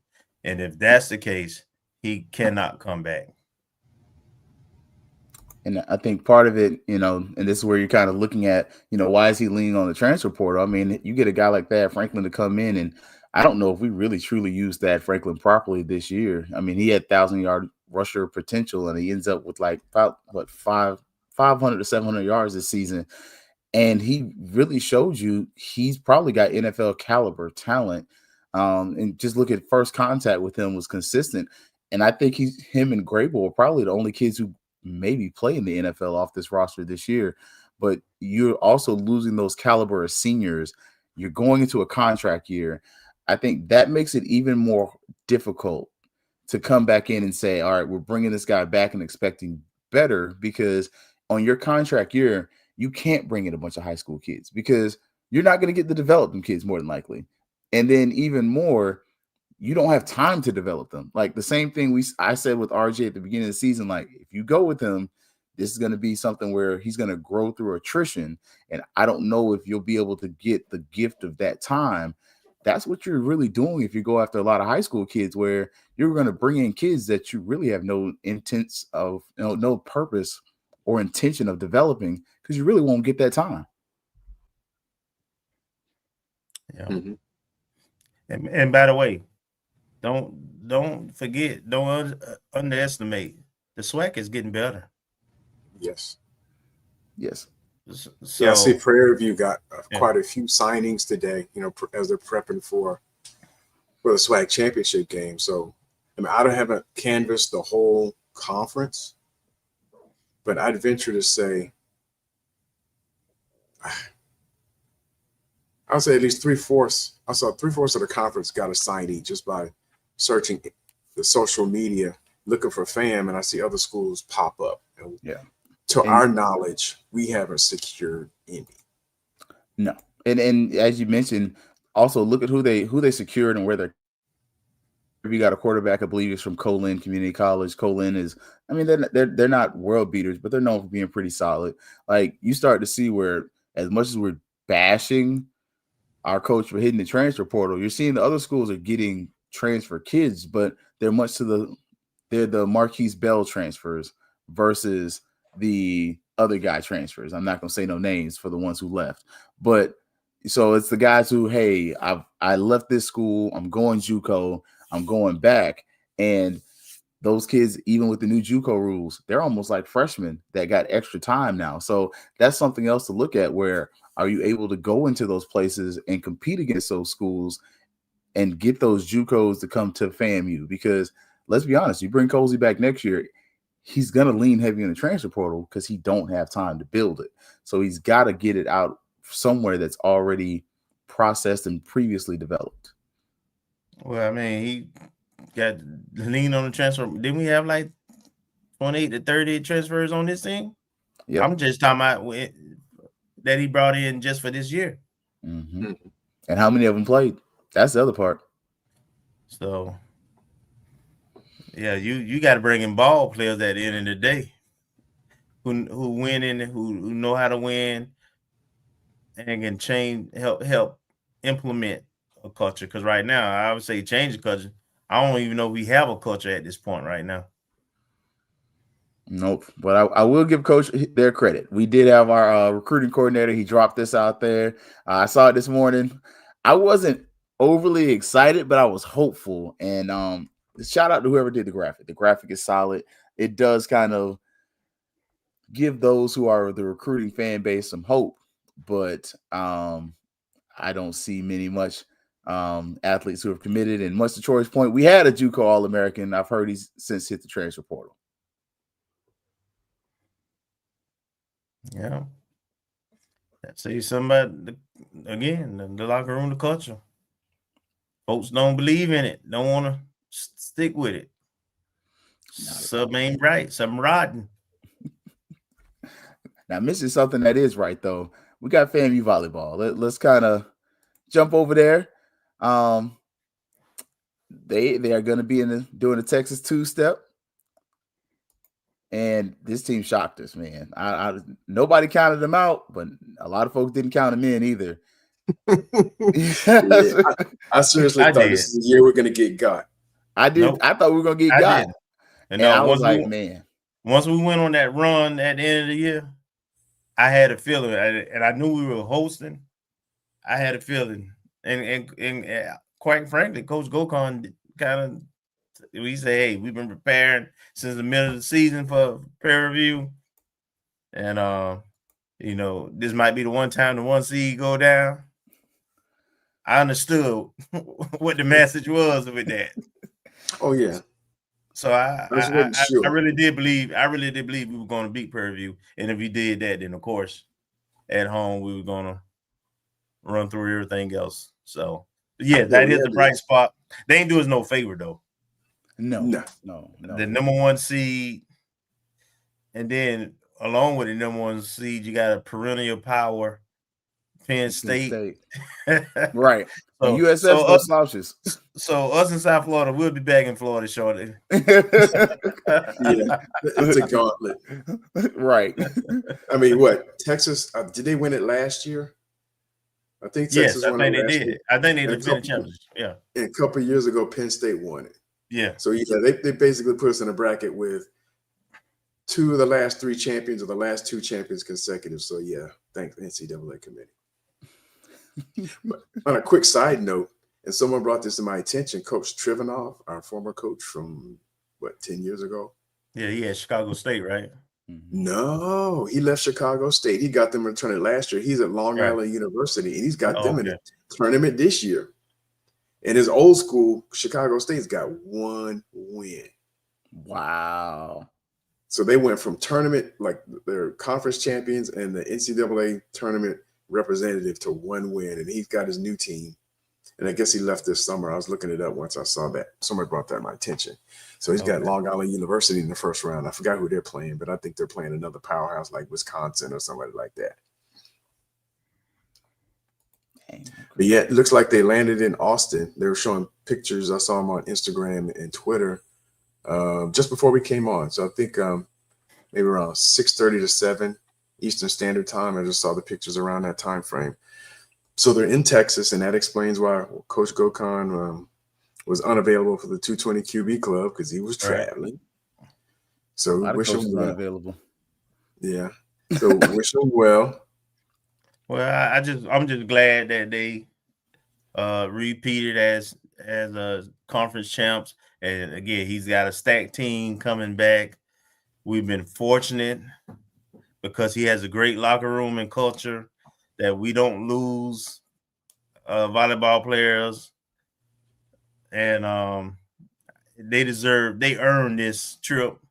And I just hope they just make the most of the experience, enjoy it, see what, top-notch facilities and support, and because Texas has an awesome campus, beautiful, awesome facilities. It's a really progressive city.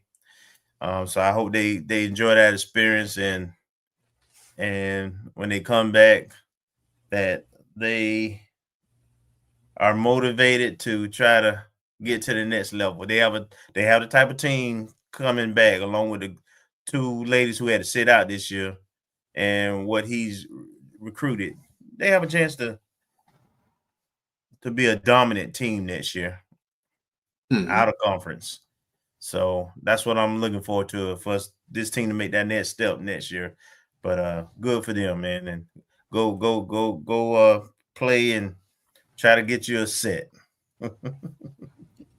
And they've been track team. Those teams have, they got a little heat going on. So, we got those spring sports, but look, y'all had Coach on the other week, and it seemed like Coach was quiet. But as soon as it got quiet, Coach started talking again. Marcus, you want to mention a couple of those recruits that, we've been able to get on this track team, and really kind of what that says about what Coach G's doing over there? Yes, actually, I was trying to get to my little spreadsheet. Oh, that's why it's not doing it. Okay, save. As far as track, actually going back to volleyball, we got if we hit that real quick. Wow, let's see, 26. I think we did get at least one male track commitment, and we have someone that we're trying to recruit. But on volleyball, we have Simone Robinson from Shadow Creek High School in Texas. And I noticed that we're starting to pick up our Texas recruiting between her, Natalie Johnson a couple of years ago. And for class of 2027, another young lady just committed, I want to say a week ago, from the same high school, Shadow Creek High School in Pearland, Texas. So she's class of 2027. So I don't know if Coach Gokhan's going to get a chance to visit, recruit, or do whatever he can while he's out there. But that's on the up and up. And there's another young lady from Atlanta for volleyball. As far as track, for next year, the only person I've seen so far, a young man by the name of Malachi Dawson. He just committed last week from Long Beach Poly High School. And I know we did offer, I think we had, Coach went out and visited another young man, I believe Noah Smith, who's also at the same high school. So I haven't seen anything from him yet in terms of commitment.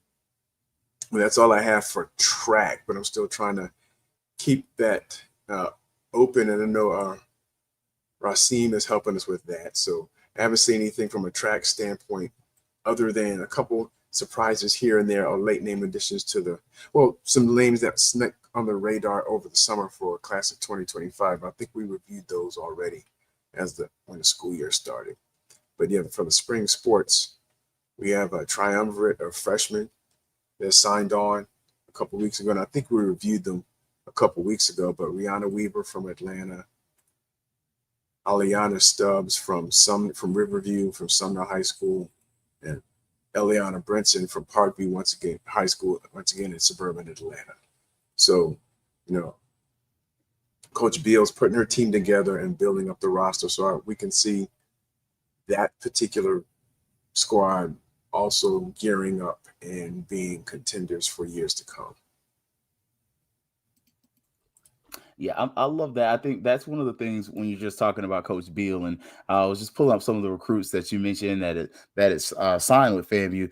That's the benefit to having a coach who's not only a champion but that has connections. One of the things with Coach Beal, she's championship coach at the high school level, so however you feel about it is how you feel about it. But it's also meant that she has connections, and I think when you're looking at going forward in any sport, connections matter, relationships matter, and all things, but especially relationships to people who know the high school talent. I mean, we're sitting there looking, and we're in a time with Coach Beal where she knows this high school talent. She knows them personally. She knows the coaches, and now she's getting those kids to come to FAMU. And let's call a spade a spade.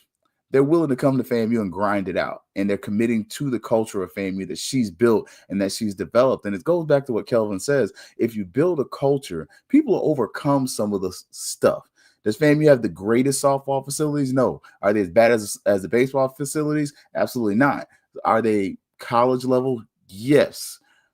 But at the same point, you have those players that still come out there. They give their all. They're good students, and you're continuously seeing more players wanting to buy into the culture. And that's something that you're going to continue to need at FAMU. You're going to need that from coaches and assistants and others, where they're building a culture that the players want to come to, but the alumni want to invest in.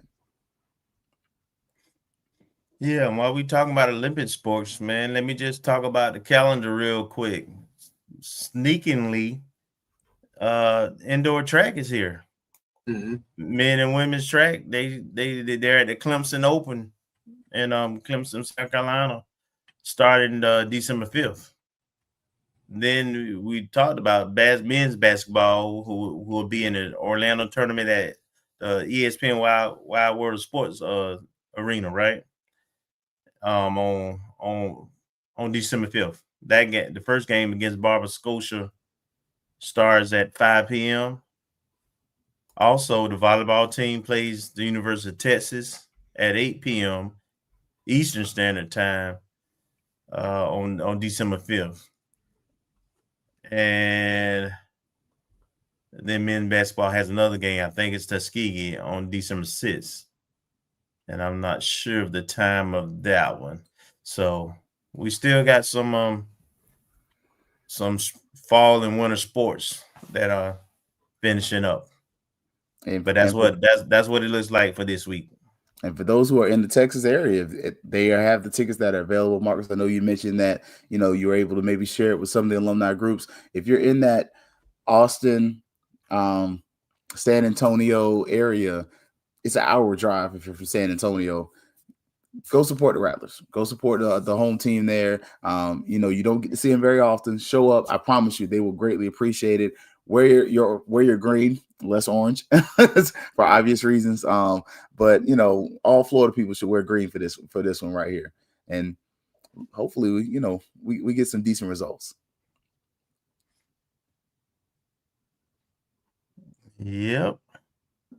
Oh, might as well mention why I mentioned that. Might as well mention that the March 100 will be in the Red Lobster Band of the Year program in next week, right?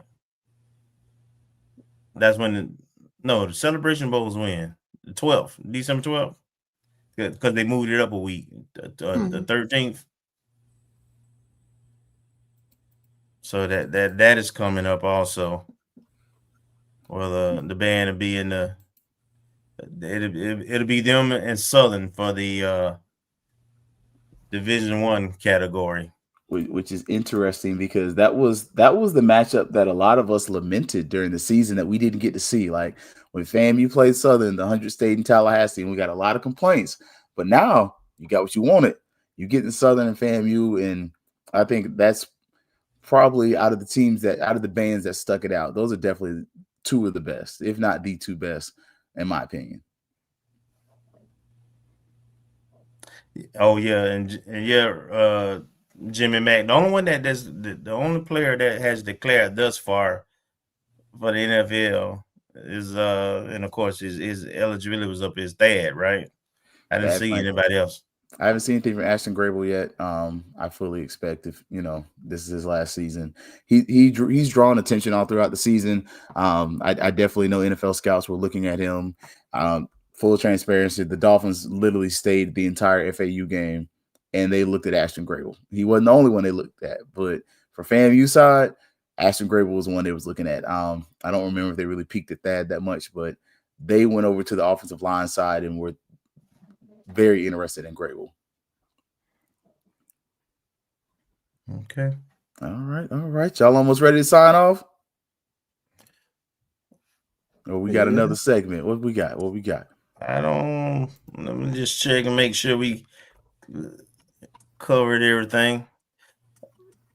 Yeah, we covered everything FAMU related. Oh, we forgot about the big game though. SWAC championship, Marcus. Before we let you go, because I know you got to be somewhere. SWAC championship game is coming up. We're gonna skip that last commercial break. SWAC championship game is coming up. It is between Jackson State and Prairie View University. Prairie View, was it A&M University? Who you got? And why? Jackson's hosting. It is in Jackson, Mississippi. I fully expect a crowd of 35,500. I've not seen Prairie View play. Now, we know that Jackson is heavy on the run game, and they have a couple of dynamic runners, and I think they were either first or second, and I haven't looked at the stats, but just going off of memory, that first or second in the SWAC and rushing. And I don't know if Jacoby and Morgan's going to be back. And, coming back cold, it might be better to keep the player you have in now. I just don't know Prairie View, and I'm not doubting Prairie View. I just haven't seen them to know how they handle, how they look on run defense to kind of put pressure on the quarterback and see how. But they have enough players who all-star accolades. So I'm going to go Jackson in a close one. Score, I'm going to say 24-21. I think this is a evenly matched game also. Just for reference, Alabama State played both. Alabama State lost to Jackson on a last-second play, and they beat Prairie View kind of on the last-second play.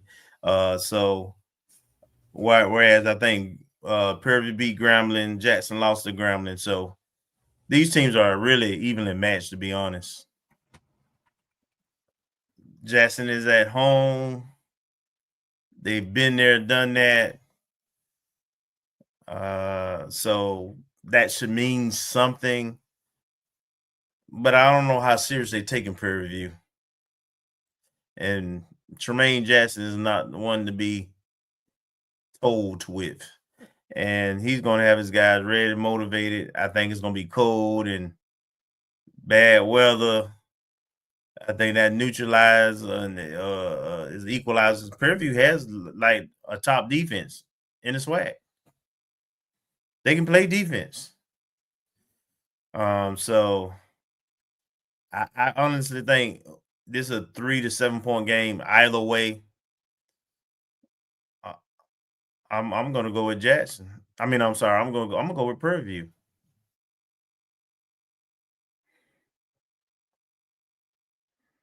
I'm gonna go with Prairie View. Even though Prairie View said they're gonna bring 7 buses, don't bring 7 buses to their own stadium. Ooh, the weather is looking frightful. It is going to be cloudy in the 50s. I'm surprised Kelvin went that way because I was also going to go Prairie View in an upset. I think something about this Prairie View team and their leader. Not doubting TC. I think TC is a great leader. You know how to coach. Yes, he can coach his behind off. But there's just something different when your boy up there singing them old mega hymns, Atlanta. Oh, and I mean, it's just something different. Like he has that team bought in. I just feel like they're going to come in and they're going to match physical for physical with Jackson State. They're going to be aggressive. I think they're going to come out there with a chip on their shoulders. Like that kind of that FU that we're talking about Ritter has about himself. it's a lot of those at Prairie View, and they realize they're the underdog. They're the team they've never gotten to this point in recent memory and won, whether it was FAMU, whether it was anybody else, Jackson State. Prairie View lost this game. This is your chance to finally go over there and knock a mofo in the mouth in their house and win the SWAC championship. I got Prairie View by a touchdown.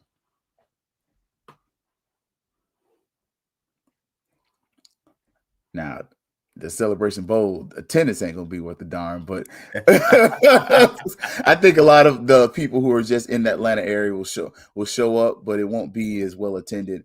I think if you are the bowl, you want Jackson State. All right. But if you're watching it, I think Well, if it's Prairie View and South Carolina State, it's a very watchable game.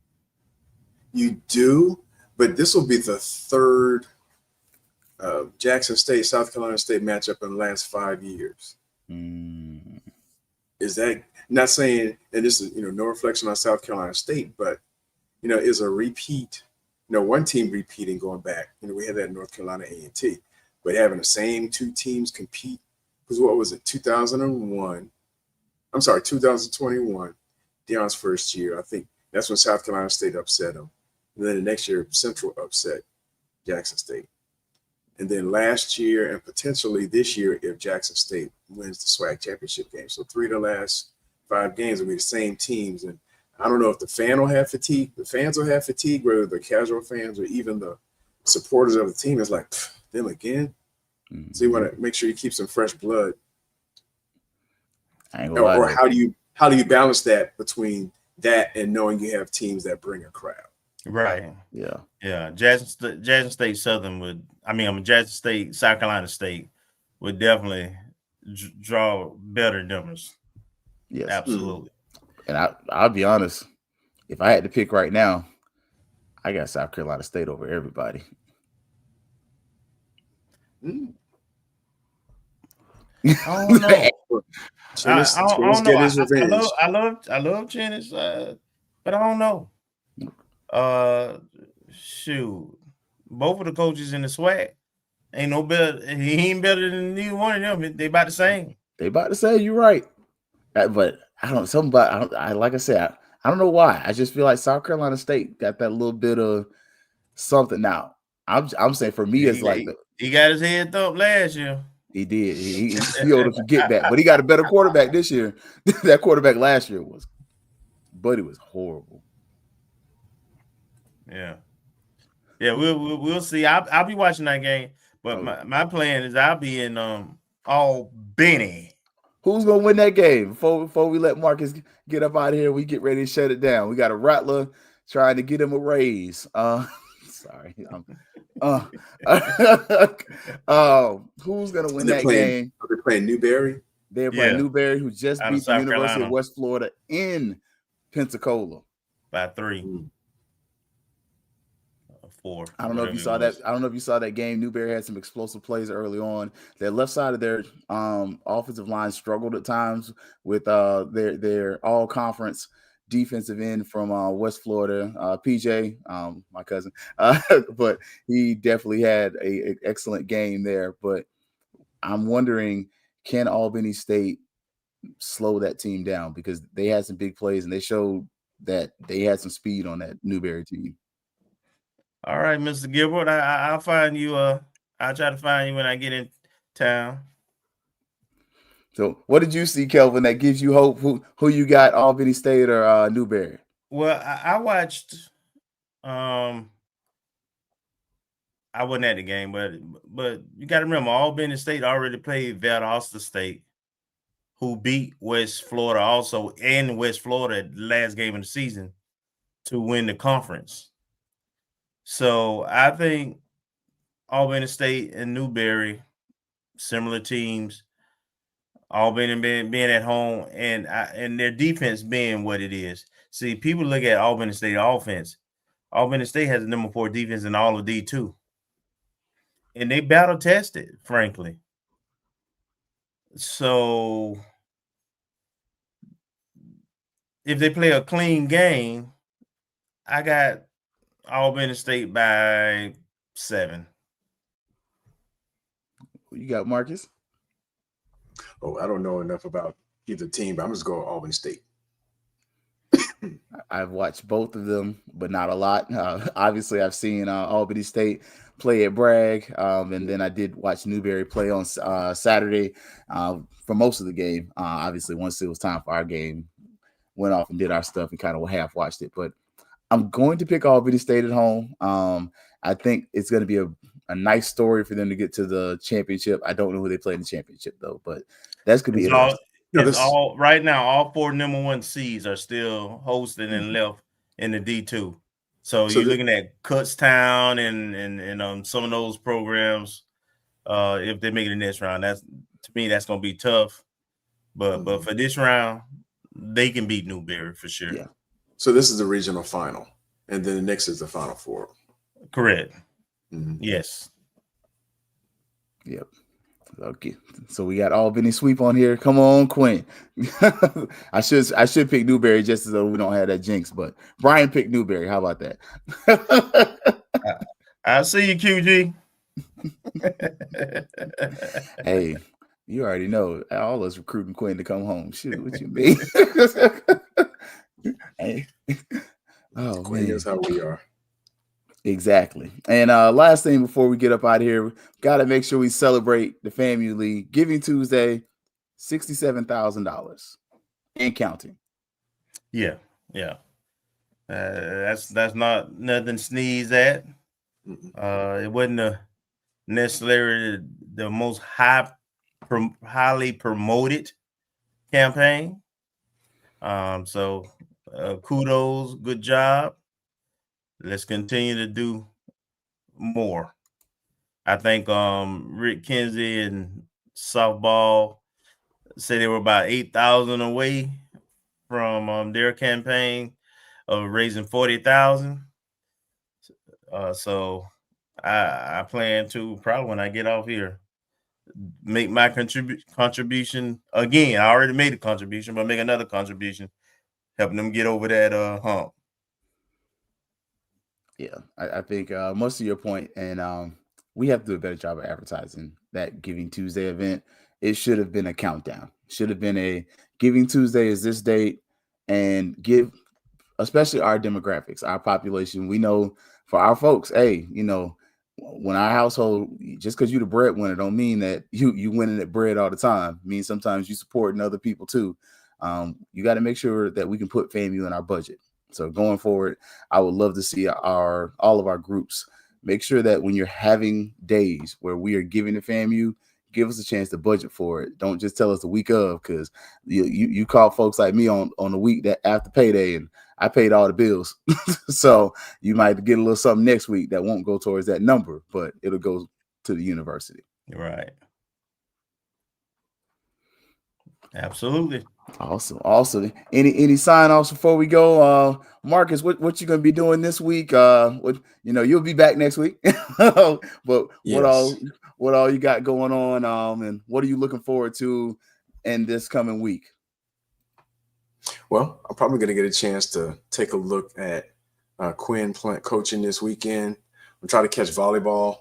I'm assuming it's going to be on ESPN Plus. I think it was on ESPN Plus last year, as I remember watching us play in Nebraska. So I'm assuming it's going to be on an ESPN stream network. So I'll watch our ladies play on Friday night. That's about it. I guess keep an eye open, keep my ear to the ground and see what happens with the BOT and BOT meeting tomorrow and Friday. See if there's any fireworks. There's always fireworks. Somebody says something. And I don't know, is this the first or second one since Ms. Johnson's formally been installed? I don't remember. There may have been one in October. I just don't remember. I believe this is our first since Dr. Johnson has come on through. Mm-hmm. So it'll be interesting to see how things play out with the dynamics and just I guess all boards are political, but I don't know. I equate them to characters, but I see a lot of, if you remember that character from The Matrix, the one who sold them out and said, all I want is steak, and all. I get the feeling there's a lot of them on the board. So we'll see how things roll. Oh, yeah. Let me jump over. We're going to let Kelvin finish off. So as y'all can see, though, we do have the Cash App up there. If you would like to make a donation to the Black College Sports Network, please scan that, drop a little sub in there, a little something in the kitty, as the old folks say. Me, myself, Keith Hadley, FangsUpPodcast. We'll be back tomorrow. We won't be here for a long time, just here for a good time. Hopefully we have some coaching news to talk about, but we're also, just talking about the other stuff that we've kind of gone over a little bit, but probably a little shorter context for this week, and try to leave us something with a high note, right? I'm looking forward to FAMU volleyball. I am also looking forward to the meetings tomorrow. Board of Trustees meetings. Want to hear some of these numbers. What are some of the things they're going to change? Some of the things y'all, or they, not y'all, that they said that they were going to be looking forward to. I want to see them hold people's feet to the fire because that's just what we do as FAMUans. And like I said, with the coaching search, I want to see search decision. What's going to happen? Are we getting a new coach? Are we not getting a new coach? Because I feel like we've already seen that it's affected recruiting to a certain degree. Because I know in good conscience I couldn't advise a high school senior to commit to FAMU when I don't know if the coach is going to be here tomorrow, let alone next week. So, but we'll be back on Thursday, tomorrow, and then Sunday, and then Monday, our last Rattler review show, season finale. We're going to wrap it up and kind of bring it all together so that it all makes sense. And that way we kind of end up with a high note, not what we've been getting from the football team for the most part. All right. So just like I said, I'll definitely Saturday plan to be in Albany, watching them play and do a little tailgating like I did last Saturday. I'm also, as my host mates have talked about, be very interested in what's happening with the board of trustees meeting tomorrow and Friday. And see what is discussed, the direction or lack thereof. And I'm assuming they're going to have to really prove some contracts like they do AD. And then, that scene from Green Mile where they were rehearsing what the actual execution day would be like, and they had one of the prisoners acting as the person being walked down the Green Mile. But that's kind of how I picture what's going on with this coaching search right now. I mean, this coaching decision. Right now, coach is walking a mile. And we'll see if but either way, it has to be communicated what direction we're going. And then we're going to support whatever that decision is and try to make the best of it. Once the decision is made, that's what you have to do. Make the best of the decision made. So watching that, also be watching basketball. I expect men's basketball to get 2 wins in Orlando this weekend.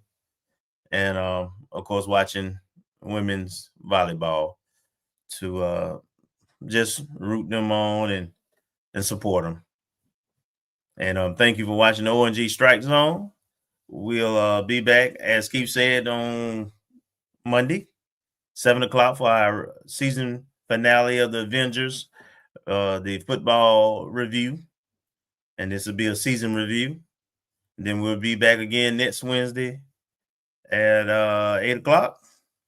And we think that our fourth leg and our host, Brian, may be off assignment by then. We'll see. But we really appreciate you watching the show. And everybody, y'all have a good night.